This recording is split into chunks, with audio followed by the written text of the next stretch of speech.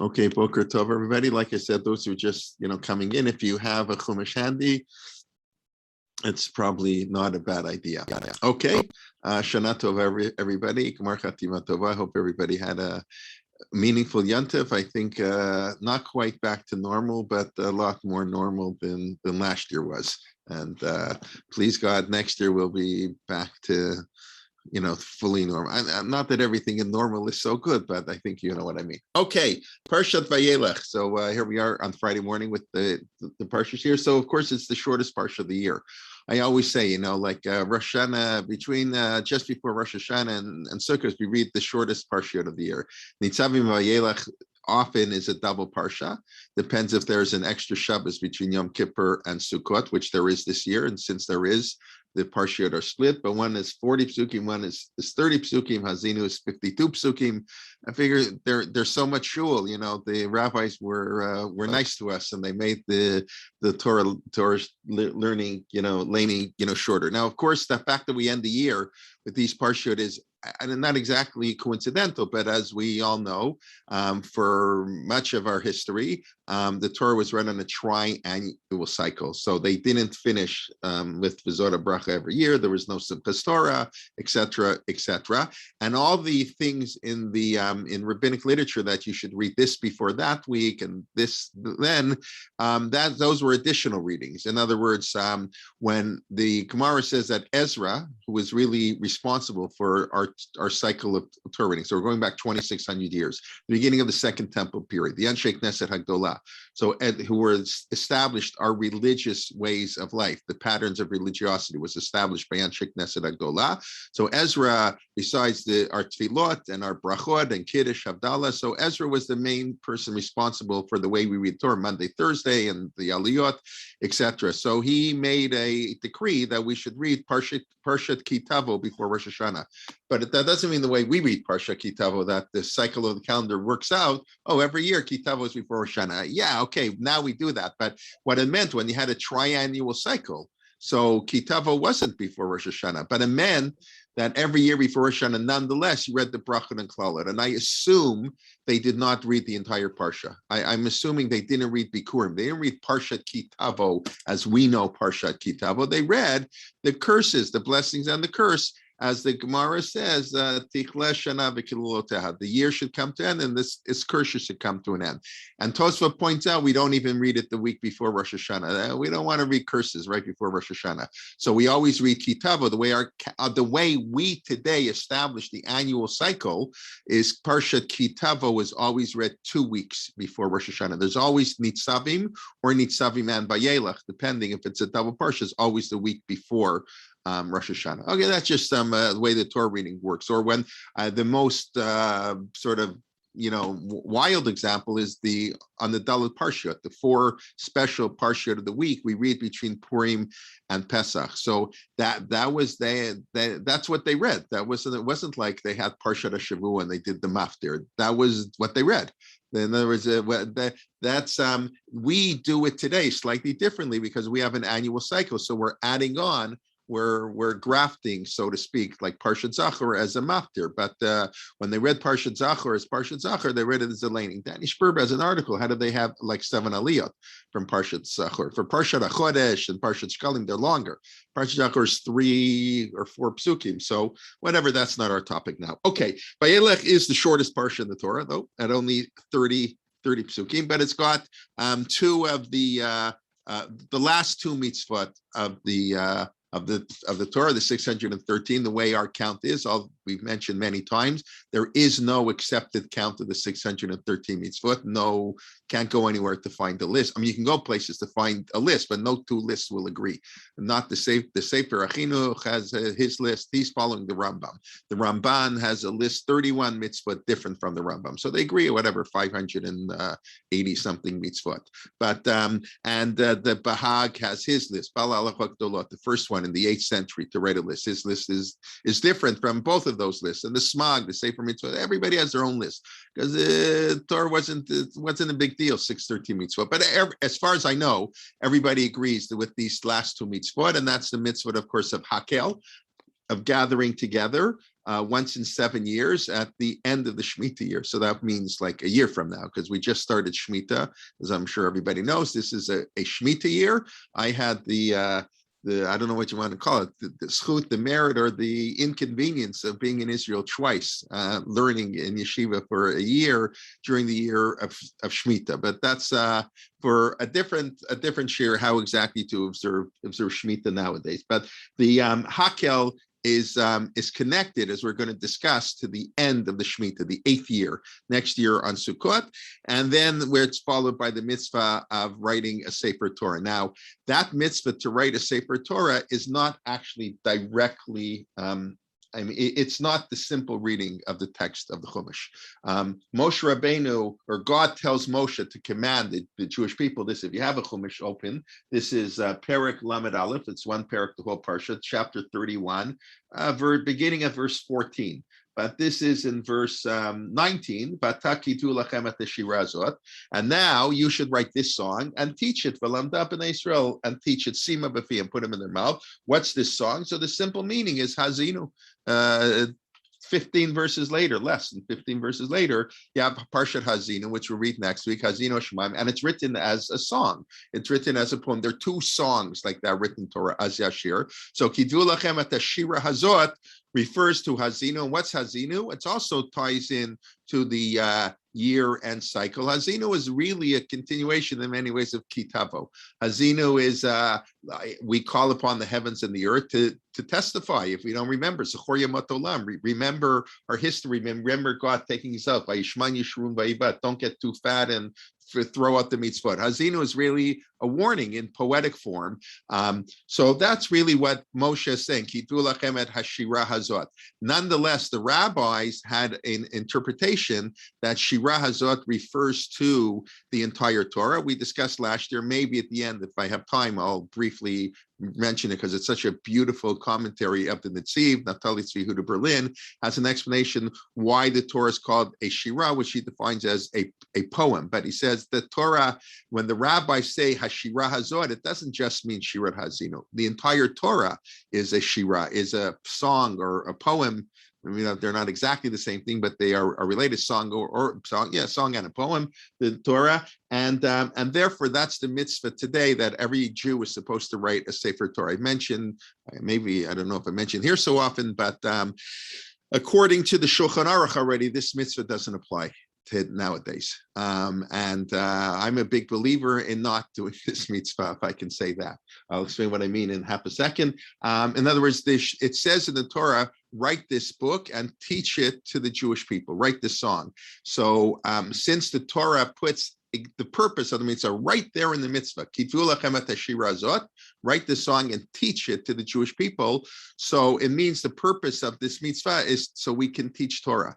So the Rosh writes, Rabbeinu Asher in the 13th century, and this view is accepted by the Ramah in the Shulchan Aruch, that only applied in an era where we weren't allowed to write down the oral law. The only book you were allowed to write down was the Torah itself.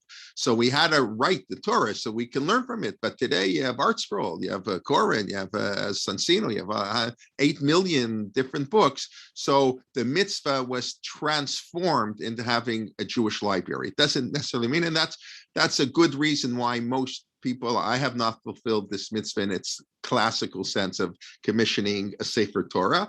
For many people, it's because it's very expensive. Okay, if you can't afford it, you're not allowed to do the mitzvah. It's going to cost you $50,000. So unless you're wealthy, you can't. You're not allowed to spend more than 20% of your savings on any mitzvah. So unless you have $250,000 in the bank, then you're not allowed to do the mitzvah. Okay, a lot of people do have $250,000, the stock market. So the other reason they don't observe this mitzvah is because the mitzvah is being transformed into a book, into a mitzvah of having a Jewish library. When I say I'm opposed to this mitzvah, that doesn't sound right. But what I mean is there are way too many Sefer Torah in the world around. You look around, go into your shul, how many Sefer Torah? Most of them you see only on Simchas Torah. They use the same 1 or 2 every week, and the other 10, depending on how big your shul is. But even in small shuls, so the other 4 sit in the Chumash, and once every 3 years, when we have to do 3 Sefer Torah on Shabbos, they take that out, and So they're very expensive. So I recommend the Lamda B'nai Israel, the mitzvahs teach the Jewish people. Instead of commissioning a Sefer Torah, give the money to Jewish education. Give it to your local day school and give it to lower tuition so more people can come to school. That's my personal pet peeve, if you want to call it that. I really think that's the fulfillment of the mitzvah. That's what it says in the Torah. Write this song so you can teach it to the Jewish people. It's more important to teach through day school education than to teach through having an extra Sefer Torah in the Aron Kodesh. Okay, you don't have to agree with me, but anyways. Okay, so I want to discuss these two mitzvot, and then we're going to tie it into Shemitah, because what's a little bit strange, and this is in chapter 31, verse 9, I think, verse 10. By Itzav Otam Moshe, Lemor, Moshe commands the Jewish people, Miketz Sheva Shanim, Miketz, at the end of 7 years, B'moed Shnat HaShmita, on the holiday, a moed. Interesting that the Torah calls Shemitah a moed. Moed is Moedei Kodesh, Mikrei Kodesh. Those are all the holidays. So it's interesting that Shemitah gets that name. It's called the Moed Shnat HaShmita. In the end, B'chag HaSukkot. So this mitzvah is in Shemitah on Chag HaSukkot. Now, it's not really Shemitah because it's the 8th year. Shemitah ends on Rosh Hashanah next year. So it's, even the whole description is funny. When all the Jewish people are going to come, because there's a mitzvah on the Shalosh Regalim, the 3 pilgrim festivals, come to Jerusalem. So that God chooses, you should read this Torah. Now, what is this Torah? Those who have been coming to Rabbi Leibtag's, Shiurim, know that the word Torah in the Torah doesn't mean what we call Torah. The word Torah means like a section of Torah. Zot Torat Haolah. These are the laws of the Olah sacrifice. So, and that's why everybody agrees the king doesn't read the entire Torah. You'd be there till the end of Shmini Atzeret, till Cheshvan if he did that. He reads highlights from Sefer Dvarim. He reads up to Shema. He reads 10 chapters. Because so Tikrat HaTorah Hazot, this Torah, Neged Kol Yisrael, what was his name? He reads it the entire Jewish people. Hakkel Atam, gather the people. Anashim Nashim Bataf. We know this is a famous mitzvah. It's men, women, children. Not only children. Like, okay, your 6-year-old kid, if he knows how to shake the lulav, it's nice. You don't have to buy him his own lulav, but it's also maybe waste of money. I don't know, but he can. But we want to train them in the use of the lulav. But your kid in diapers, you don't train him with the lulav. He's going to break the pitum on the etrog. That's what the kid's going to do. So you don't give him the etrog, right? It's no mitzvah to try to train a kid who doesn't understand. But that's not true by Hakkel. This is sort of, as far as I know, the only mitzvah in the Torah that applies. Okay, a brit milah, but the brit milah really applies to the father. The only mitzvah that little infants come to, and the question is why? Why did the infants come? Anybody want to tell me why this Torah command? Like your kid in diapers, your kid you're 3 weeks old, you come to Hakkel. If you know why. That's the Chalem of VAM. So right. So the classic answer of the Gemara is Levis Chachar and VAM. It's not so much for them; it's to give reward to those who bring them. So that's an interesting idea. That what does that mean? Why? But it distracts you. You got your kid in diapers. It's hard to listen to the king when enable to enable the mothers to be there.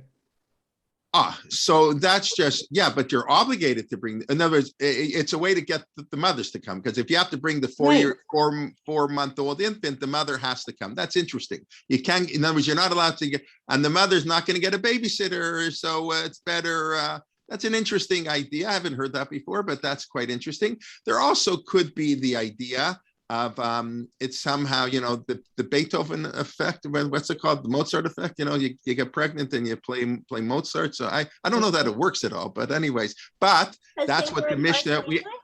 I'm sorry. Because the babies were also at Har Sinai, and it's a reenactment.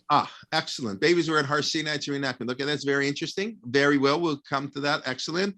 Also could be like, I have to tie it into Pirkei Avot. That Rabbi Yeshua's mother, Ashrei Yoladeto, the Rabbi Yochanan ben Zakkai praised, I think it was Rabbi Yeshua. His mother brought him as an infant to shul. There's sort of an idea that'll have an impact on the kid, perhaps. But I think all this is true. I think the reenactment of Har Sinai, make the mother come and bring reward for the people. But I think for the people who bring them. But I also think it it doesn't matter that it's harder to hear when the 3-month-old baby is running around, or the 3-month-old baby is sleeping. That the 2-year-old kid, you got to keep your eye on. So how can you listen to the king? But we don't really care. What do I mean? As we'll discuss, the whole purpose of Hakkel is the experience of everybody coming together. The fact that you didn't hear the speech, it's the experience. They made it's the impact of the whole crowd. Everybody there.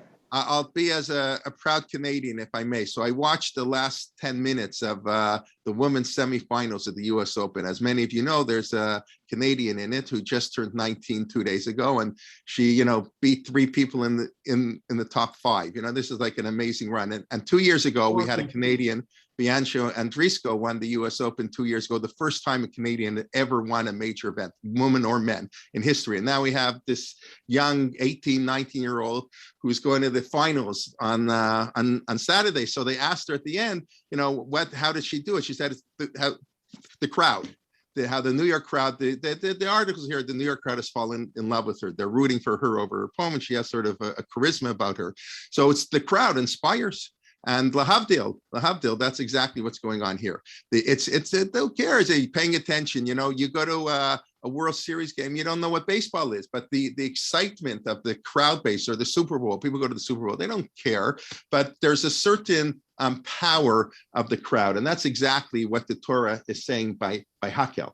So you want to bring the kids, not so doesn't matter that the parents will be distracted. Yes, the Torah does say purpose is to learn. That's true too. But there's this idea of the experience of everybody coming together, which is so important. But this is the only mitzvah you have to bring kids. Okay, so that's the mitzvah of Hakkel. We'll have to discuss, what does it have to do with Shemitah? Why dafka in the Shemitah year, and why dafka on Sukkot, and why did the Torah link it? But it's not really the Shemitah year, but the Torah calls it the Shemitah year, like the end of the Shemitah year, the 8th year. Okay, we'll come back to that, hopefully. And then, of course, right after that is the mitzvah to write the Sefer Torah. So just to compare these two mitzvot, in many ways, they're sort of opposites, or they complement, but they have differences. So first of all, Hakkel is what we would call, Torah Sheba'al Peh. It's oral. It's an oral reading. It's the reciting of the Torah that is the mitzvah.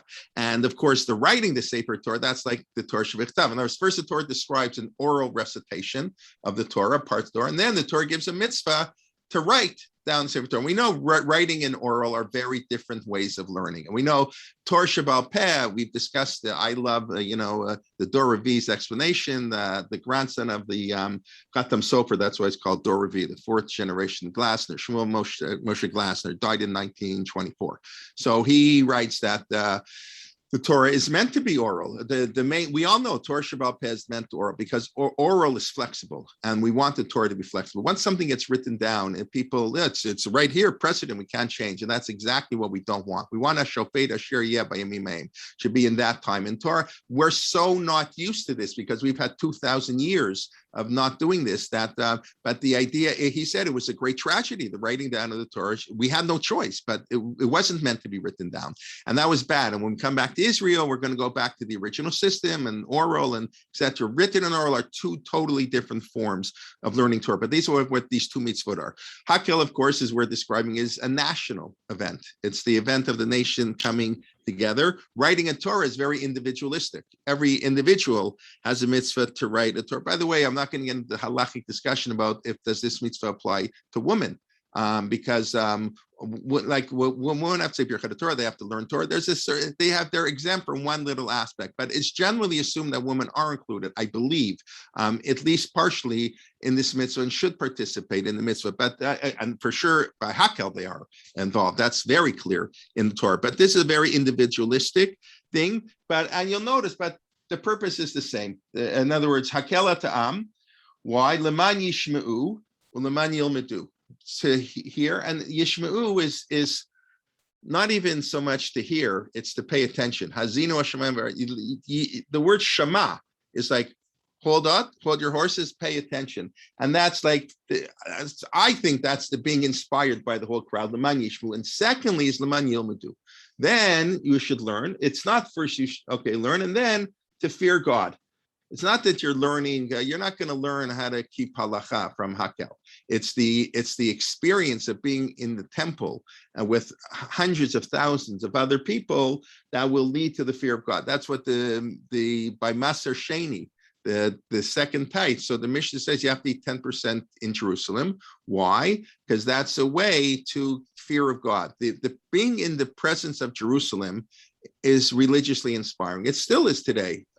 Not always, not all the time, but we know that. That's what it's meant to be. It's a place that God has chosen, a place for religious inspiration. And of course, the writing down of the Sefer Torah is lammed up in Israel. You have to teach it to the Jewish people. Now, what's very interesting is the Torah here, the mitzvah is on the king to read the Sefer Torah. This is a mitzvah only on the king. Has anybody been to Hakkel in modern day Israel? I have not been. I've never been in Israel. I've been to Israel, I said, twice in the Shemitah year, but never in the 8th year. I was never in the year after Shemitah. So today at the Kotel, I understand I don't know if it goes back to 48 already. I seem to see an article in Tradition written in 1959 about the Hakko ceremony. So I imagine it goes back to the beginning of the state of Israel. We haven't had so many Shemitahs. Israel's 73 years old, 10 Shemitahs. So they do a reenactment of Hakkel. I think it's a beautiful thing, just like the Israeli Knesset is 120 people because the Anshe Knesset Agol was the 120. Even these secular Zionists, have a connection to our tradition, which is really a beautiful thing. So they do Hakkel, and the president of the state of Israel, he's the king. That's what Rav Kook writes. Rav Kook writes that when you have a democracy, so the president's not elected, but meant who you choose as your leaders, that has the status of a melech. A melech doesn't mean a monarch like the old monarchs that they do whatever they want. It means the leader of the people. And we know that it's not so clear the Torah wants a monarchy. We know there's a major debate that many commentaries thought a king is a terrible idea, and our experience with kings were not very good. And many people say the Torah allowed a king. It didn't obligate a king. The Rambam he differs, but even so, it doesn't necessarily mean that a king is to be the monarch, like the way we think of a monarchy. The king can be the leader of a democracy. So that's how Rav Kook explains it. When you have the leader, the people have a democracy, so the democratic leaders get the status of king. So presumably it's the president more than the prime minister. I don't know what Rav Kook would say about that, because the president doesn't really have so much power legislatively, but whatever. The president, as we know, is the functional head of the state, just like the governor general is in Canada, sort of higher than the prime minister, even though they don't really have power, but they do have power because they can tell which prime minister gets the right to form a government. So anyway, they have the president of the state of Israel read the Hakkel at the Kotel. I think it's a beautiful thing. They do this on Sukkot and the Shemitah year. But the Torah has so it's for the king. The Torah in Parshat Shoftim has another mitzvah, and that mitzvah is for the king to write a Sefer Torah. And it's because why does the king have to write a Sefer Torah? And as a matter of fact, according to Rashi, see, it says this is in Parshat Shoftim, so it's chapter 17 in Dvarim. If you have Chumash chapter 17, Parshat Dvarim, the Torah talks about appointing a king, beginning of verse 14. You want to have a king? Okay, you can have a king. It doesn't sound like the Torah. You want a king? Okay, you can have a king. So can't have a lot of horses, can't have a lot of wives, can't have too much money, all the things that will give the king too much arrogance, and which we know is always power corrupts, and we don't want the king to have too much power. But so that he'll remember that Hashem is above him. Right, but Katav lo at Mishnah HaTorah Hazot. So it's a very funny expression. He should write the Mishnah Torah. So we know Mishnah Torah is Sefer Dvarim. Now the king only reads from Sefer Dvarim at Hakkel. Rashi, following Chazal, say what is Mishnah? Mishnah from the word to repeat. So the king has to have two Sefer Torah. One he writes in is and has in the library, and when he walks, he carries with him the whole time, whenever the king walks. I know it's an unbelievable thing. Can you imagine walking around all day with the Torah, even if it's not the whole Torah, even if you want to interpret, it's only little bits. That is such a burden. Who would want to be the king? Yeah, it's nice to get a hakafa on Simchas Torah, and the woman like hakafas, but if you have to have hakafas 10 hours a day, every day of your life, you wouldn't want that. I don't care how like the Sefer Torah. I don't know, maybe you would, but I find that And that's a real burden on the king, which I think is the purpose of the mitzvah. So that's the second Torah he has to carry. But the Torah, Vaita'imo, it should be within the Karabo, Kol Yemei Chayav. His entire life, he should be reading it all the time. Leman Yilmad Lirat Hashem Elohav. In order to learn to fear God, that's exactly the expression used in Hakkel. It's like the king is taking the Sefer Torah that he was commanded to write, and he takes that Sefer Torah, which is for him to fear God. He says, I don't know. I'm not the only one who has to fear God. I'm going to read it for you, for every single person in the nation. You too have to fear God. The language is quite striking. Lishmor kol divrei haTorah zot, that they should keep kol divrei haTorah zot, which is exactly the expression used in Vayelech. V'shomru l'asera kol divrei haTorah zot. It's a very funny expression, and yet the Torah uses it by the writing of the king, and the Torah uses it here by the Mitzvah of Hakkel. So it's clear this king has taken sort of his Sefer Torah, and he's reading it for everybody. Now, what's fascinating about these two mitzvot is the context. The Mitzvah of Hakkel is given in a very happy occasion. The beginning of the Parsha, verse 7, Vayikra Moshe Yoshua. Remember, what's Vayelech? Vayelech is the last day of Moshe's life. He's about to die. He's 120. That's what he says. Ben Me'ah Shana Ves Yimanoch Hayom Lo Uchalot. Let's say Levoet. That's it. I'm out of here. Hashem Amar Elai Lo Tov V'Ordei Yarden Hazeh. God has said you're going to die. You're not going to cross the Jordan. God will keep you okay. Now Yoshua. So he's giving the people a pep talk, and he says, "You're going to come in. Don't worry. Don't worry. I'm gone. Who cares? You don't need me. You got Yoshua. Yoshua. He's better than me. He's a military general. He defeated Amalek, right? Chazek v'amatz. Be strong. You're going to come. He's telling Yoshua also, Vashem hu alech lefanav, God will be with you, don't worry. Vayichdov Moshe, and Moshe writes the Sefer Torah, he gives it to all the tribes, and then he tells them, by the way, it's like sort of a weird connection. Every 7 years, you got to come together and read the Torah on Sukkot when everybody's here, but it's a very uplifting message. The message is that this is our tie to the land. Of course, you're going to conquer the land. Don't worry. Everything's going to be great. God is going to be with you. And just every 7 years, have a pep talk to remind yourself that Torah is the foundation of our life. That's Hakkel. The mitzvah of writing a Sefer Torah is a totally different context. It's like the total opposite. Follows immediately. Vayomer Shema el Moshe, Hein Karvu Yamecha Lamut. You're about to die. Call Yoshua again. So last time he called Yoshua to tell Yoshua, be strong. You're going to take in. Everything's going to be great. I'm going to be with you. No worries. And now God has a different message. It's like 5 verses later. In verse 16, Tetzain. Vayomer Shema Moshe, Hine Shochevim Avtecha. You're going to now lie with your ancestors. Interesting expression. You're gone, Moshe. You kept them in line. You were the great disciplinarian. The people are going to worship idols.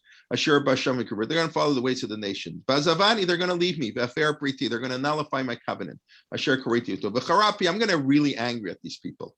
Bazavtim, and I'm going to leave them. I'm going to hide my face. This is the famous notion, hester panim, to hide the face. This is where it comes from. And so God is telling Moshe, you're going to die. The Jewish people are going to do terrible sins. I'm going to get really mad. I'm going to leave them, and they're going to be finished, man. Living in the Middle East without the protection of God, it's as our politicians tell us all the time, it's it's the toughest neighborhood in the world. We need God to help us. So rabot, it's going to be terrible. Rabot, many evil things, many problems. And the people say, there's no God. God has forsaken us. Yeah, he doesn't care about us. All true. Vanochi aster panai. I'm going to hide my face. Al Korah. And now, in order that this doesn't happen, write down this song. And teach it to the Jewish people. This is my witness. It's going to be testimony. Jewish people are going to say, why does God abandon us? Here's the testimony. I made a covenant. Here, it's written down. Everybody has it in their library. And yet they don't follow it. That's why. So it's the context of the mitzvah is totally different. It's like, I don't fully know how to explain it, but the Mitzvah of Hakkel is very upbeat, positive, wonderful. Of course, the Jewish people coming together to the Beit HaMikdash, but it's also, don't worry, God is going to be with you, protect the whole time. And then immediately the Torah says, God is going to leave you alone.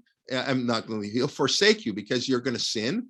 And therefore you better you better learn the Sefer Torah. Otherwise, you're going to be in really big trouble. So it's like, it's just a very different and fascinating context. The different notion of mitzvah, and of course, both are true. With both, the times are great. Sometimes God is great and is with us and protecting us, and sometimes awful things happen. I mean, the Holocaust and the state of Israel back to back, just in reverse order. That's exactly what we had in not so long ago. That we had Hester Panim, the greatest Hester Panim in history with the Holocaust, and then we had the greatest recovery and the greatest demonstration of God's concern for the Jewish people, that after 2,000 years, the nation comes back to its homeland. So we see this, unfortunately, happening in our time. And of course, if Hester Panim, Yom Kippur, of course, is the opposite of Hester Panim, right? What Yom Kippur is all about, Lifnei Hashem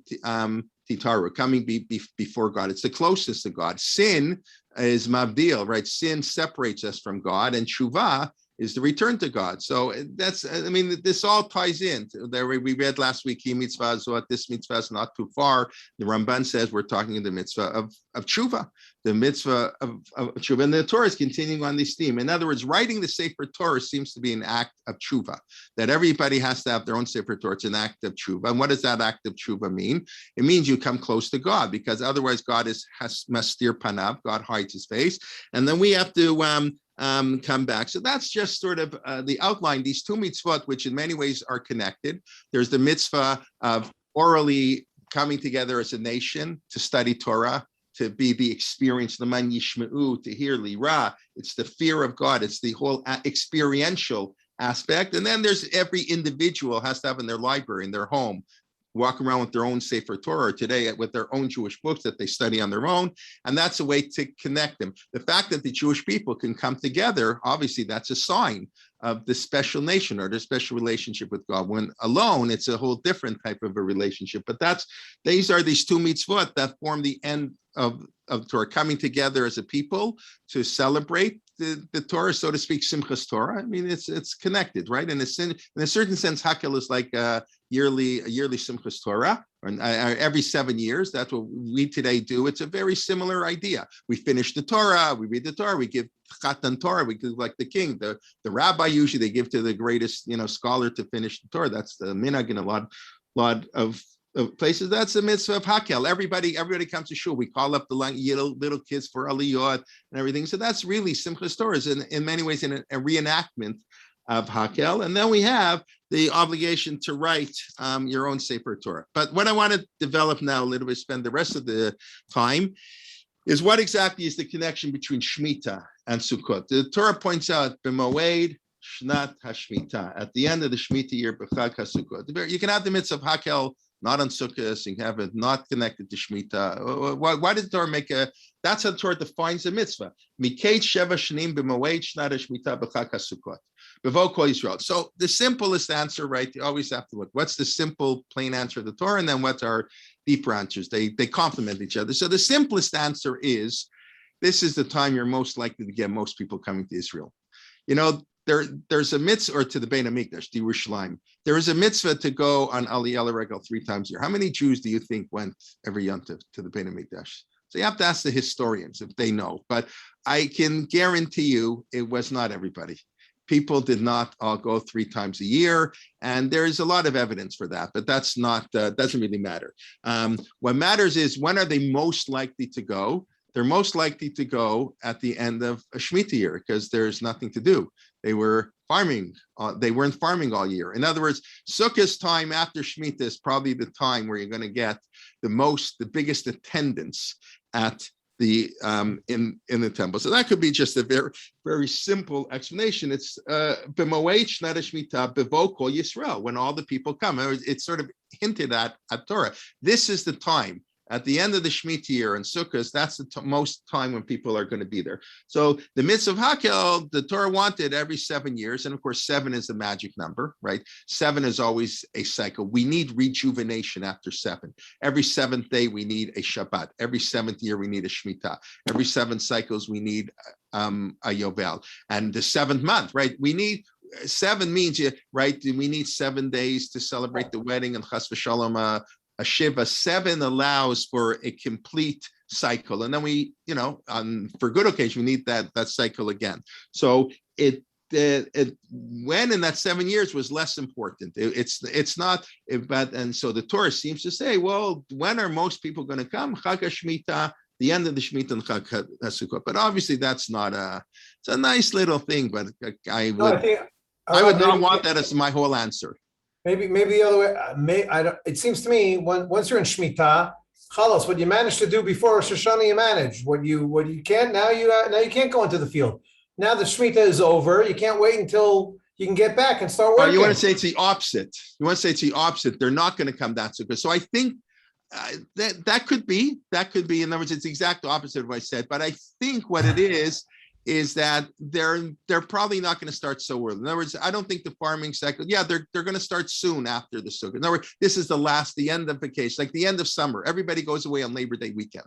They used to, because, it's the end of the summer. I want to get my last break of vacation. So before we go back, we've had the whole year off. I mean, what are you doing in Shemitah? We've had the whole year off. So before we go back to the farm, you know what? I've enjoyed this.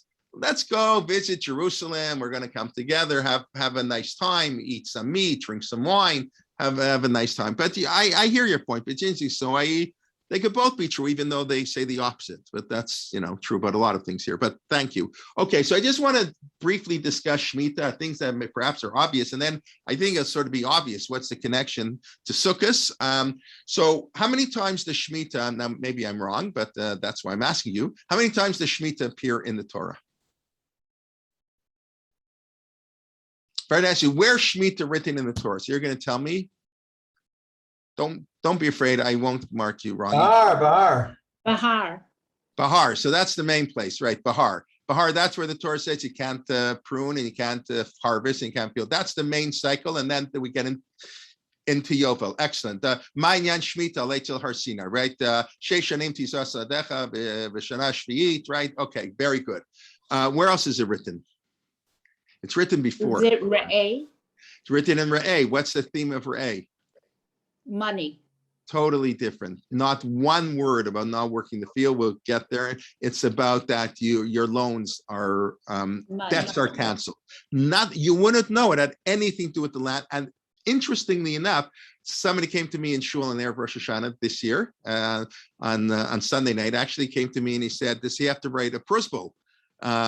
And for a second, I said, yeah. And I said, no, what I'm talking about? You read there's a debate, but we assume the prosbul was written at the end of the Shemitah year. In other words, loans get canceled. That's some say at the beginning, but we assume loans get canceled at the end of the Shemitah year. But why do you have to write a prosbul? Right, that's the way to get around the laws of Torah. That's for another shear. But because it applies even outside the land of Israel. It's harder to think of a mitzvah more connected to the land of Israel than Shemitah. That has no application out. And yet, this second part of Shemitah applies everywhere. It has nothing to do with the land. It's about loans. Good. Where else is Shemitah written? I know it's a harder one because it's only 2 verses. Well, it's written here, of course, by Hakkel, but okay, that's one document. So it's in Parshat Mishpatim. The holidays are written. Sukkot is written 7 times in the Torah, I believe. There's 7 references. Emor is only one of them. And only one of the 7 is there a reference to eating in a sukkah. The other 6 are all about agriculture. It's fascinating. Yom Kippur is all Achrimot, all over, Pesach is all over the place. I mean, got a few Parshiot. Rosh Hashanah is the least written holiday in the Bible, only twice. Rosh Hashanah only appears twice in Emor and in Pinchas, right? Re'eh, that has the Shalosh Regalim, has only the Shalosh Regalim, not Rosh Hashanah and Kippur. But the Shalosh Regalim are also mentioned in the end of Mishpatim and in Kitisa, sort of the 2 covenants, right? So now, and the end of Mishpat, and it's part of a whole series of social laws. Mishpatim, we know that's the laws between man and man. So the Torah tells us, the Torah begins the Parsha, right? The opening Parsha, you know how the Parsha breaks works. Lo tatem mishpat av yon chaver rivok. Do not pervert the judgment of a poor person. I mean, even of a rich, midvar sheker tirchak, don't lie. Don't take don't take bribery. You see already the context of the Torah, our monetary dealings. He has shochet yaver pichim v'salef divrei tzadikim. It blinds even the righteous. We have that pasuk again in Shoftim. Beger lo tochatz. Don't hurt the convert. Don't oppress him. Batem yatatem. You know what it's like. The next verse, like out of left field. You should plant your fields for 6 years. To gather the grain. And the 7th year, Tishmetena unetashta. This is chapter 23, verse 11 in Shmot. What in the world is Shemitah doing here? Like out of left field, we're talking about bribery, don't lie, be honest, don't hurt the convert, the stranger. 6, you can work your field for 6 years. I'll tell you why, because why do we have Shemitah? It's the 7th year that counts, like the whole week, count up to Shabbos. In order that the poor should eat by each ram. Oh, and even your animals can go get the field. Because what is supposed to happen in Shemitah? Foods are supposed to be less expensive. And today with oats are baking, they tend to be more expensive, right? Food, it's a mitzvah of the poor. So Shemitah, the first time Shemitah is presented in the Torah, it's a social mitzvah. The canceling of loans is a particular aspect of it, but this is a much more social mitzvah. Your field is hefker, it's ownerless, and you're just, Boaz and Ruth, come into my field, like take whatever you want. That's leket shechad pay as always, but in Shemitah, the whole field. So that's how Shemitah is first presented in the Torah. It's presented very much as a monetary, as a way to the poor. And then, you know what the next verse is? Anybody want to tell me what the next verse after Shemitah? Very interesting. It's Shabbos. If you don't believe me, but it's very easy to check. Just open up your Chumash, chapter 23 now, verse 12 in Parshat Mishpatim in Shmot. Sheishet Yamim. Before we had 6 years, was Sheishet Shanim, and now we're Sheishet Yamim. Very beautiful how the Torah paralleling Shabbat and Shemitah. Tasem Masechel b'Yom HaShvi Tishpot. And why do we rest on Shabbat? Everybody knows. Why do we rest on Shabbat? Because Hashem Brias Ha'olam. Yeah, but that's not what the Torah tells us. So that everybody else can rest. So your ox and donkey can rest. And your slave and the convert. Interesting how they put the animals too. In other words, Shabbat in this context, the whole purpose of it is social justice. Social justice is the poor can come in, and Shabbos is so your slave. Right, you're not allowed to work your slave on Shabbos, and your servant, whatever. The stranger, he can't get can't keep my factory open with non-Jews working the factory, and even my animals. Have pity on the animals. So that's fascinating, right? We always think of Shabbos as creation and slavery, right? We were slaves in Egypt, which is connected to this, of course. But here, Torah has a very different reason. So that's what Shemitah, of course, is all about. Now, of course, this is what the holiday of Sukkot is about. Sukkot is a time of masrot. It's a time of tithing. It's a time of sharing, right? All the Yom Tovim, to share with the poor, the widow. But in other words, the Torah is clearly linking this aspect of Shemitah to the holidays. The holidays is the Rambam writes, if you sit and you eat a meal and you don't give to the poor, that's just being a glutton. The whole purpose of sitting is to help the poor. Okay, but now let's go to Bahar. So Bahar is the main, right? That's what everybody says, because that's where the Torah is the biggest description of Shemitah. Daber bnei Yisrael ki tavo al aretz v'shavta aretz. The land should rest. Why? Why is the land resting in Parshat Bahar? So first of all, it's the land resting. In Parshat Mishpatim, it's you not working. There's a difference. You understand? In other words, in Parshat Mishpatim, I'm not allowed to work, right? Shemitah, you have to let the field go. I think there's a slight difference here. Here we the land has to rest, not so much I rest. Of course, the result is the same, but what are you focusing on? Why does the land has to rest? Now the classic reason. Shabbat Lashem. It's a Sabbath to God.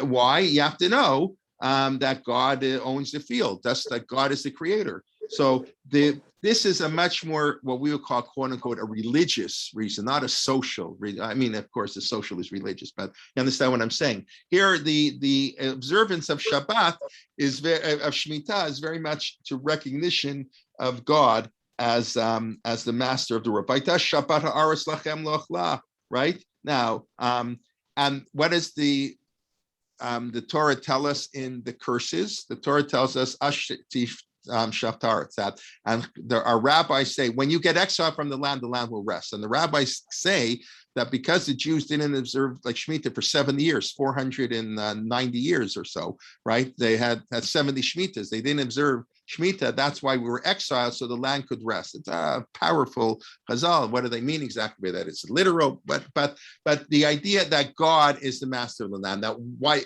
do we sit in a sukkah on Sukkot? Of course, everybody knows we should sit on a sukkah in Pesach, right? Get 2 holidays out in one shot, right? They make it a lot easier. I don't know. Can you imagine having the Seder in the sukkah? That's the famous question of the tour. Why do we sit in sukkah? Because when we left Egypt, we sailed in sukkahs. No, last time I checked, we left Egypt in Nisan. We didn't leave Egypt in Tishrei. Of course, the simple answer is because it was the whole journey in the desert. It wasn't just on Pesach, it can be any time. And the Torah gives this famous answer. Well, what idiot builds his cottage in September or October? You build your cottage in May. You go to you don't open up your cottage in October, right? What's the sukkah? It's open, it's hot, you need so that nobody builds the sukkah at the end. That's the Torah's answer, very practical answer. So it demonstrates we're doing it for God. But the Rashbam has a much more powerful, beautiful idea. And he says he connects the mitzvah of Sukkah to the right. Remember, Sukkot is the mitzvah of dwelling in the land. I think Rabbi Shvat spoke about that yesterday, right? Sukkah is all about the land, the arba minim. It's coming to the land. It's moved. It's God took from our temporary home in the desert to our permanent home in the land of Israel. And what's Moshe's sphere throughout Sefer Dvarim? The Jewish people, the best expressed, my strength and my merit. I'm in land because it's all me. I'm powerful. We don't need God. We can do it all ourselves. So Dafka, specifically at the time when we're celebrating our harvest, the Rashbam writes, that's when we have to leave our home. When things are going well, that's when we forget about God. So Sukkot is the best time, especially from a farmer's perspective. If the produce went well, you really find out at Sukkot time. And Sukkot is when you're celebrating. So Sukkot is when you have to leave our house. So again, it's the same, also tied in Shemitah. They're both recognitions that God is the is our master. The land belongs to God. Not only that, our homes belong to God. That's really, we don't really have, God gives us permission to have our home, but once a year we got to leave our home. Now we don't, it's very hard for us because we don't really observe sukkahs like that. Like, we have it on our sukkahs connected on our porch and in the backyard, and we go to the kitchen and it gets cold, we go in. But as Mordechai Breuer explains in his phenomenal article on Sukkot, Mordechai Breuer was the great-grandson of Shimshon. There were 2 Mordechai Breuers. I mean, I'm sure there are more than 2 Mordechai Breuers, but they're 2 well-known, big scholar Mordechai Breuers, well, both of whom were passed away, I don't know, within the last 20 years. I don't know exactly. Even less. One Mordechai, they're both great grandchildren of Shimshon Raphael Hirsch. Rabbi Hirsch's, son-in-law was Isaac Breuer. So this is the grandson. So the grandsons. So they're first cousins. So one of them is a big scholar in history, wrote a book on German Orthodoxy, modernity in tradition. I think he taught at Bar Ilan. And the other Mordechai Breuer was one of the founders, I think, of Herzog College, if I'm not mistaken, a big expert in Tanakh. I heard him speak once, a very fascinating person, very creative thinker, really, really very. So he has this, he's also accepts many of the premises of biblical criticism, of course, from an Orthodox view. In other words, the Bible critics are right, but the Torah, God spoke in many contradictory languages on purpose.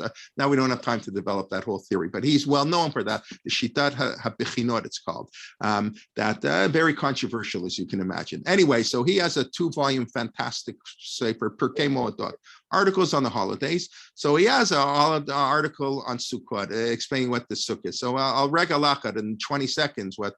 So basically he explains what the Sukkah was is when they were farmers living in Israel, you didn't go home. The sukkah, you were picking strawberries, or I don't know what they were picking, and they were 5 miles from their house. They didn't go home, and they were working really, really hard. You know what it's like in farming season. I don't know, but that's the end of season, harvest season. They would sleep the sukkah was a hut a farmer would build, not for religious reasons, because that's where he sleep. He didn't have time to go home every night. Didn't have the tractor. He had to walk, and so he would sleep out in the fields for a week. And the Torah came along and said, turn that sukkah into a religious experience. It's not some sukkah where you can gather your harvest. Remember, your harvest comes from God. So turn that sukkah into like a special sukkah. But the purpose of the sukkah, and as he quotes in this article from the Rashbam, is to recognize you're out in the field harvesting and wow, you're fantastic year. That's when you're not allowed to go into your house. You must stay out in the field. You must have no roof over your head, et cetera, et cetera. So that's really that's exactly what Shemitah is. It's just Shemitah is on the land for a whole year, and Sukkot is on our house 1 week a year. The same idea. Now, the third time, I don't know. You don't have to. If you don't like this, let me know. But these are some ideas I came up with. And then the last time Shemitah is, of course, in Re'eh. I think Eve mentioned that the cancellation of the loans. Now, it's fascinating. This is chapter 15 in Sefer Dvarim, chapter 15. So how does it begin? Miketz Sheva Shanim Taseh Shmita. At the end of 7 years, do Shmita. The word V'zeh Dvar HaShmita. You know what Shmita is about? The land? No, it's not about the land. Nothing to do with the land. Kol b'maseh yedo asher yiseh b'reyu. Lo yikosh et reyu v'et achiv. The loan, don't ask anybody back for his loan, unless he's not Jewish. Okay. Efes ki lo yeh b'cha avyon. You shouldn't have any poor people. This is the reward that land is given. Rakim Shemot Tishma B'chol Hashem. Listen to God. It's very hard. You know how hard it is to give a loan to somebody and not ask it back? And that's why the Torah has to warn us, lest your heart, don't have this evil heart, say, Karbashnet Hashmita, the Shemitah year is coming, I'm not going to lend money, right? That's what normal people do. And guess what? That's what people did. How do I know that's what people did? That's why Hillel made a principle. I always say it's such a beautiful idea. The Torah says it's prohibited not to lend somebody money because you're afraid they're not going to pay back. He's supposed to pay it back. It's not, you're not allowed to take a loan. Oh, I'll wait till after Shemitah. And by the way, if Shemitah cancels a loan and he wants it, he's allowed to pay it back. I just can't ask him for the money. A lot of people don't realize that. In other words, I lend money to somebody. He can't afford to, he's supposed to pay me back. His loan comes, he can't pay me back. He legitimately can. So it's now after Shemitah, so I'm not allowed to ask him for the money. That's what the Torah says. But he's allowed to give it to me.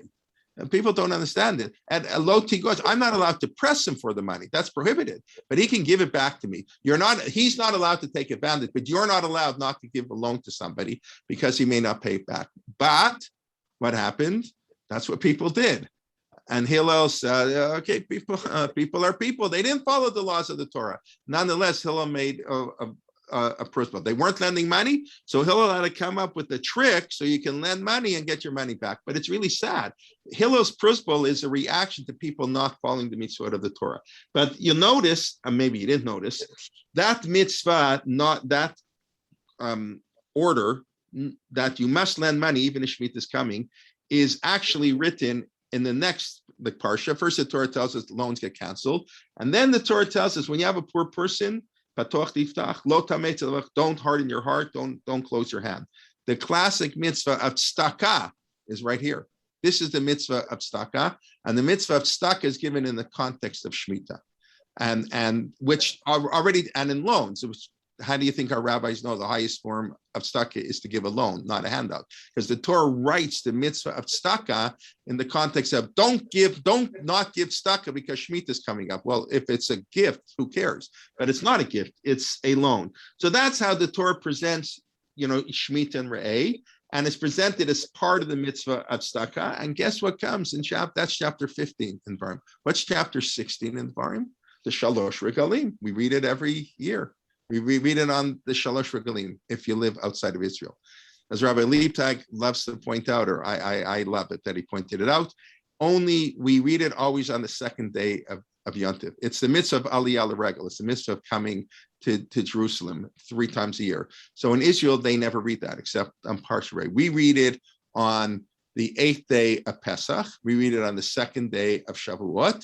and read on Shmini Atzeret. Okay, we flip it, Shmini Atzeret and Simchas Torah. But in Israel, they don't have Shmini Atzeret.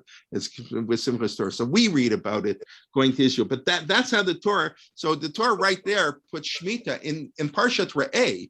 The Torah puts Shemitah about the idea of helping people, giving tzedakah next to the Shalosh Regalim. What is the purpose of the Shalosh Regalim? Again, is to help so the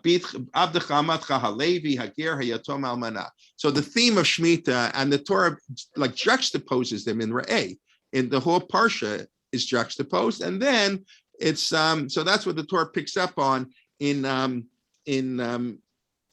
Vayelech. So basically, I think it's a simple idea. You don't know whatever that the idea of both Shemitah and the ideas of the holidays are to help other people, and the recognition that God is our master, the Shalosh Regalim. God runs our nation. He made he took us out of Egypt, gave us the Torah, led us in the desert, and what does God want us to do? He wants us to help the poor and the widow and the orphan, and that's what all the Shalosh Regalim are about, and that's what Shemitah is about, and that's what Hakkel is about. We come together as a people, and of course, it's a holiday of Sukkot. That is a holiday that most celebrates the coming together of the people. We know that Arba Minim represent different types of Jews. Sukkot is very much viewed. We don't have time now to get into all the proofs. In rabbinic literature, it's a holiday of unity of the Jew. Ufros Aleinu Sukkot Shlomecha, the Sukkah peace. Kol Ezrach Basukot. So the Gemara says all Israel will sit in one Sukkah. Sukkah is coming together, right? We're fragile without. It's the togetherness that gives us strength, because a sukkah is the weakness of man, right? The sukkah represents man is weak. We shouldn't say kochi v'otzim yadi, but when we come together on Sukkot, that's how we get strength. So I think it's a very beautiful idea how the Torah ends. These are the last two mitzvot of the Torah, coming together as a nation on Sukkot to celebrate national events, and then being inspired that everybody should write their own Sefer Torah. If you write their own Sefer Torah. And I'll just end with one comment of the Aruch HaShulchan. I mentioned at the beginning of this year, I don't have time for it now, but I'm happy to stay on afterwards if anyone would want. The beautiful commentary of the Netziv, what Shira Zot means, why the Torah is a poem. His brother-in-law, the Netziv's brother-in-law, anybody know who the Netziv? I mean, maybe he had more than one brother-in-law, but the famous brother-in-law of the Netziv was?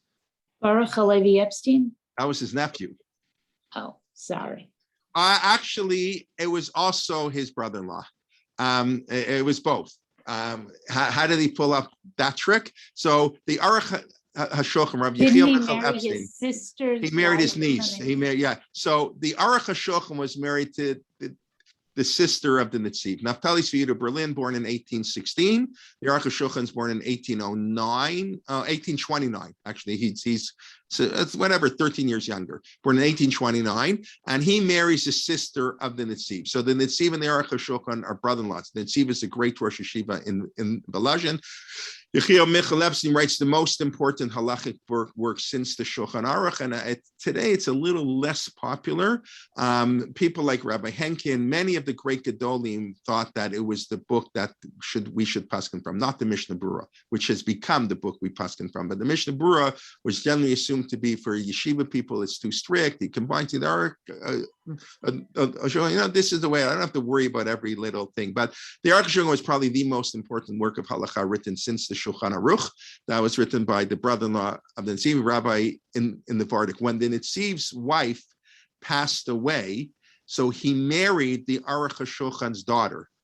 So I guess the Netziv, the Torah Tmima, the son of the Aruch HaShulchan, the Torah Tmima, Baruch Halevi Epstein. I hope you're following all this family stuff. Not, who cares, but I find it interesting. All these families, the stuff. So he married, and he was 36 years older than her. I knew that part, but what I only found out last night when I was preparing this, is that she was married, and she divorced her husband after like 2-3 months of marriage because he wouldn't sit and learn Torah. She married apparently somebody very wealthy. That was a common practice, that great Talmidei Chachamim often married wealthy people would want, it was a good shidduch, as we would say. The wealthy people would support them. I don't have to explain. So she married somebody from a very wealthy family, and the idea was he was going to learn, and he wasn't interested in learning. I guess he wanted to make money. I don't know. And she said, "Forget it. I'm not staying married to you." And they got a divorce after very, very, very, very short marriage. And then a couple years later, her aunt died. The wife of the Netziv died, and she said, "I want to marry my uncle." I said, "Are you crazy? He's 36 years older than you. That's insane." She said, "I don't care. I want to marry a Talmid Chacham. I divorced my husband because he didn't learn. I want to marry him." So they got married. He was 72. She was 36. Apparently, they had a son. Everybody knows who that son is. Who is that son? Meir Bar Ilan. Rav Meir Bar Ilan. You all know Bar Ilan. Meir Berlin. He Hebraicized his name. Was a great Zionist, and the Netziv was a great Zionist. I mean, before the Zionist, the beginnings of the Zionist movement. So that's Rav Meir Berlin. Hebraicized thing to Rav Meir Bar Ilan, and then he died in the 40s, and they started Bar Ilan University, and they named. But that's where it comes from. So he added, and then Netziv's son from his first marriage. What was his son's name? Known as Chaim. You heard of Yeshiva Chaim Berlin? You know that Yeshiva Chaim Berlin on Coney Island Avenue in Brooklyn? They're pretty different. Bar Ilan University and Chaim Berlin are not exactly but they're Torah institutions, just in different ways. So anyway, that's a little family history. That's not what I was here to tell you. That's just all the trivia for fun. But the Aruch HaShulchan wrote so I said the Netziv on Shira, which maybe I'll explain later, but the Aruch HaShulchan has a beautiful comment also. Why does the Torah refer to itself as Shira? So he's not saying so much as a poem, he's describing Shira as a song. And he says, what do you have in a choir? He says the Torah is like an orchestra. That's what he's an orchestra, and every piece plays its own part. And what makes the sound beautiful is that the flute is playing this, and the violinist is this, and the tubo. And what makes Torah beautiful is that everybody has a different sound, and everybody comes together. That's why the Torah refers to Shir, and that's exactly what Hakkel is all about. That follows on. I don't know if he put that. He followed, because Hakkel is coming together, Nashim, everybody all together to write your own song. And we write a song the way we write a song is the different piece of the orchestra. You go to a real symphony orchestra. How many pieces are there? 80, 90 pieces, right? Tons of pieces playing a real classical orchestra. So that's what explains the Shirazah. So I think that's like a beautiful ending to the Torah. Okay, let me give a 90-second review or less, and then take any question. Okay, we discussed the laning of the Torah works out the Vayelech at the end of the year, the last two Parsha, but that's just when we change an annual cycle. We discussed that the comparison between Hakkel and writing a Sefer Torah, orally learning, followed by writing it down, the experience of Hakkel versus the intellectual idea of writing it down. Hakkel is a national event led by the king, whereas writing down the Sefer Torah is very individualistic. The context, though, is totally different. The context of Hakkel is upbeat, joy, God will not forsake you. The context of writing your Sefer Torah is you're going to not keep the mitzvah, I'm going to get really mad at you, you're going to get angry. This Torah will be the witness that I can get angry at you, and I can do hester panim. I can hide my face from you because, you're not worthy. So a totally different context to the mitzvah. And we discussed the king. This is the king taking a Sefer Torah that he had to write in Sefer Shoftim. The Torah uses that same language there, Lamda, Ekola Torah Azot, and he reads it now, not just for him, the king has to be subservient to God because power corrupts, but now the entire nation has to be subservient. And in a sense, what I didn't say, in a sense, that's what writing the Torah is. If you don't follow Hakkel, you don't follow it, then you leave me, that's when I'm going to come and destroy. And then we discussed the connection into Shemitah. Shemitah is written really 3 times before this in the Torah. The first time in Mishpatim is social justice, right? That's in the don't take a bribe, be nice to the stranger. And Shabbos is written right afterwards, both on a social justice point of view, helping the poor, and then it's written about recognition that it's God's land, Shabbat Aretz in Bahar, God controls our land, and then it's written in Re'eh, again, more the social aspect, the aspect tzedakah as part of the mitzvah of tzedakah, and that's what really the holidays are all about. That's what Sukkot is about. That's what Shemitah is. So the Torah emphasizes, and there's the practical aspect, perhaps maybe that they're more likely to come. So that's it. And the Torah is a beautiful song. And let me just take any questions here. I didn't look at the chat box yet. Are there any questions? I see a little bit. If kids stay home, how can mothers come? Right. So we discussed that. Right. Shana Tova. Somebody sent me private. Moshe, the last day of his life, he's commanded to write a Sefer Torah. Was this the entire Torah? Yes. The mitzvah to write the Sefer Torah. I don't know if it's meant the pshat in the Chumash, but the way we write a Sefer Torah, that mitzvah is to write a Sefer Torah or commission a Sefer Torah. I assume mitzvah bo yoter mi bishlucho. If you know how to be like at a brit milah, usually the moel asks the father, do you want to do the bris? And usually the father says, of course not. But it's because we have an idea that it's always better for you to do it than to hire somebody. Most people don't know how to write a Sefer Torah. It says, Kivu lachem et shirazot, right for you. Doesn't sound like you hire a sofer to do it. You hire a sofer because you don't know how to do it. Of course, I said today you buy books and give the money to the day school instead. But that's a technical question. The details are not included for something odd. That's details. Okay, we'll have to take this up another time. Details are never included. That's why there's the oral law. We don't know anything about Judaism from the Torah, almost nothing. There's no mitzvah you can fully understand pretty much just by reading the Chumash. That's not the real Torah, as we said. It's the oral Torah that we explained. The oral Torah had to be written down at a certain point, but yeah. Okay. Some of the First Nation chiefs who are picked by council, I'm not sure. I guess, that's picking a democracy, right? So when we pick a democracy, a leader, he becomes the king. That's what Rav Kook says, exactly. Now, has halachic importance, because if he's our king, we have to follow him. In other words, you can't just do whatever you want. Like the king he does have a lot of power. That's why the Torah wants him to keep a Sefer Torah. Morei b'malchut, one who rebels against the king, he defies the king, gets a death penalty. It's a very serious thing. You can argue on the king, but can't defy a king. Okay, so the king did have power. So that's a question. How does that work today? And that's why, I don't want to get political and stuff, but in Israel, that was what some of the people said. Listen, even on when the Jews left Gaza and all that even people who are very much opposed, many of the, to me, great rabbinic leaders said, listen, we have an obligation. We have to follow the rules of the king, even though we think they're totally wrong. We think they're misguided. We can protest, but we can't defy.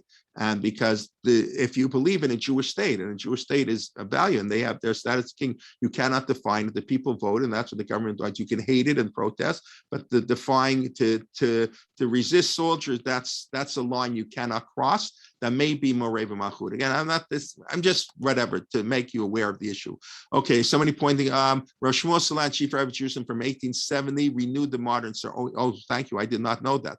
It was he was the one who renewed the modern ceremony of Hakkel. Very interesting. The ceremony was not held during the German occupation. Okay, and now it was taken over by the Israeli government. Does that? Thank you. Is there any evidence of Hakkel ever happening? That's a good question. I have no idea. There must be. Yes. Okay. If I'm in Israel, I didn't worship God properly. Idol worship. Did I really observe Shemitah, which could affect their ability to eat? I assume no. What the rabbi says is that Jewish people did not observe, Shemitah. But is it possible they observed, Shemitah and worship the idol? Absolutely. If you were at the Parshat Shavua on Kitavo 2 weeks ago, by Rabbi Blackman, right, from SAR. He made a fascinating point. Why does the Torah emphasize in Bikurim, L'Hashem Elokecha? And he said, basically, the Torah, it's a fascinating idea. The Torah was concerned that you had to come to Jerusalem with the first fruits and say this whole story to know it's your God. Why does the farmer say, I came to your God, I'm giving to your God? What do you mean? It's our God. So he says, no, many of these farmers probably worshiped idols.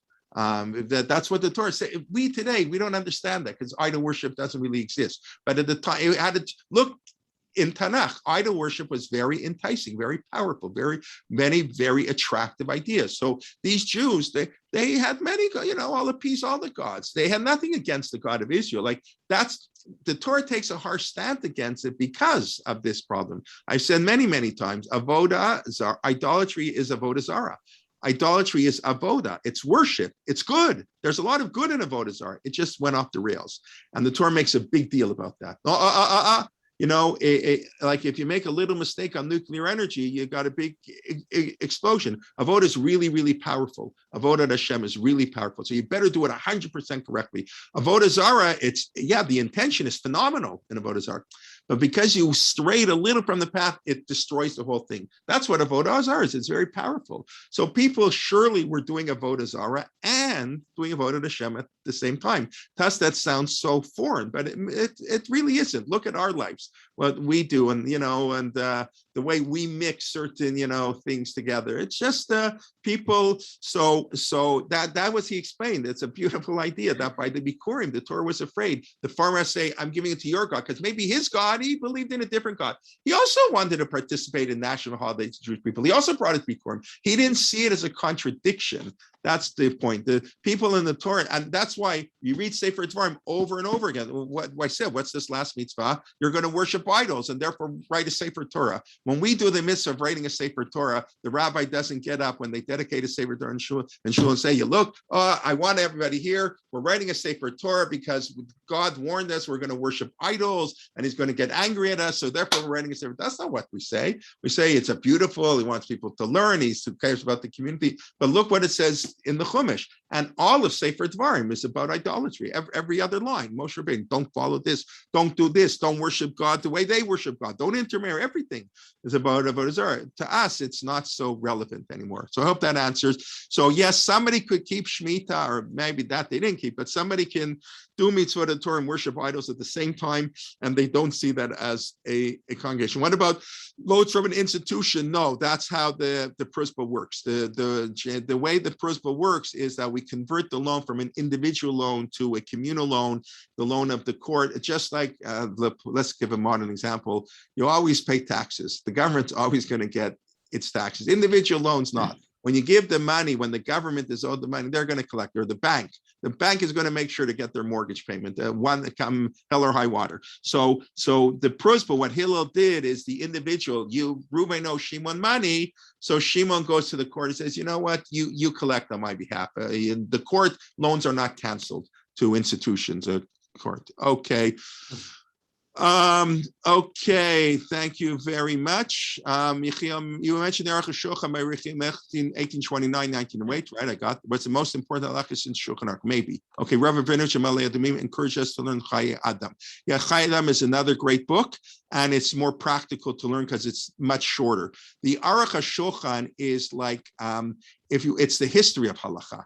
In other words, the Aruch HaShulchan, like the Beit Yosef, which was the forerunner to the Shulchan Aruch, the Aruch HaShulchan traces the development of halakha. So it's phenomenal for people who want to learn it. It's not just the bottom line. The Rambam says this and Torah says this, and he develops the halakha. So it's a beautiful way, and it's all in one thing.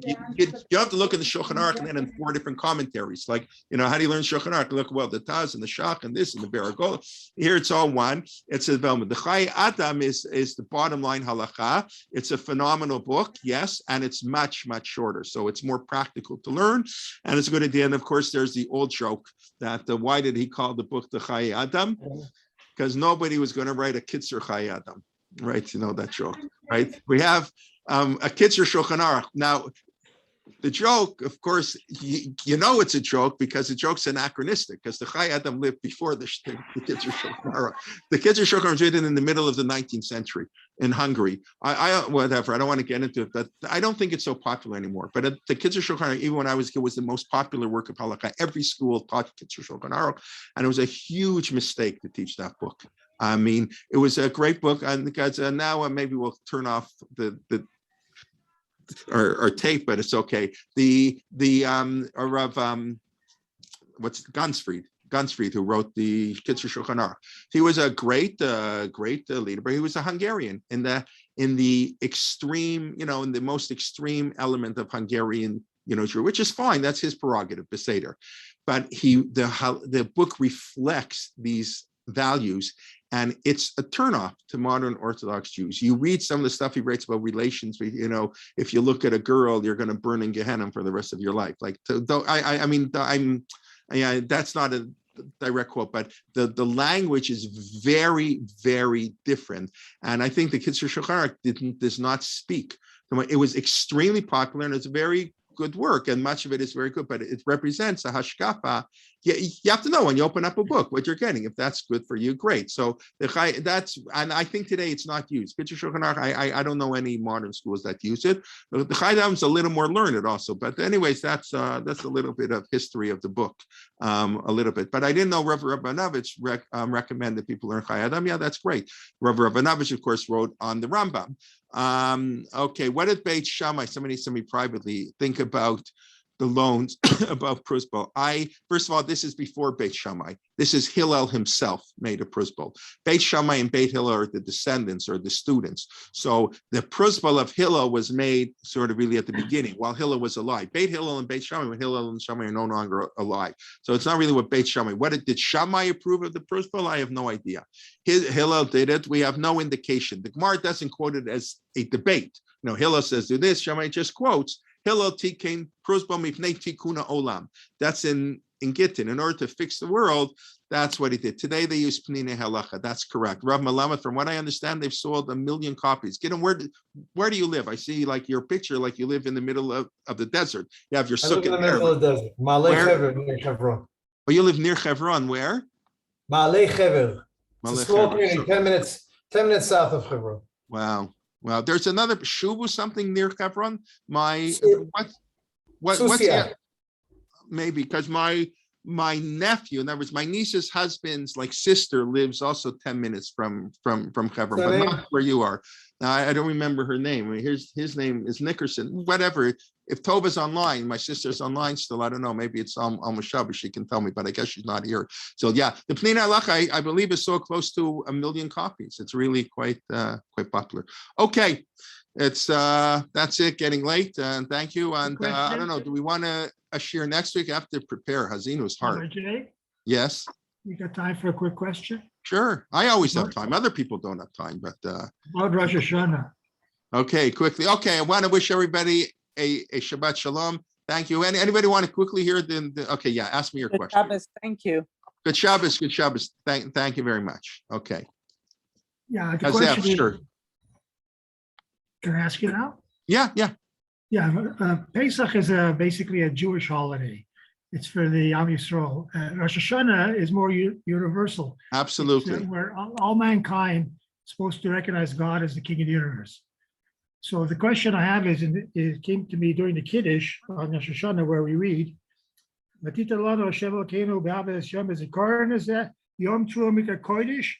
comes the question. What does that bring there? That's not the reason why we have Yom Teruah. It's got nothing to do with Yetzias Mitzrayim. Why is it there? A very interesting question. I'm assuming it's a very interesting question. I'm assuming it's a more generic code. Every holiday is connected to Mitzrayim. So first of all, time is connected to Mitzrayim because the first mitzvah, a slave has no concept of time. That's the first thing. That's why Shabbos, I alluded to that.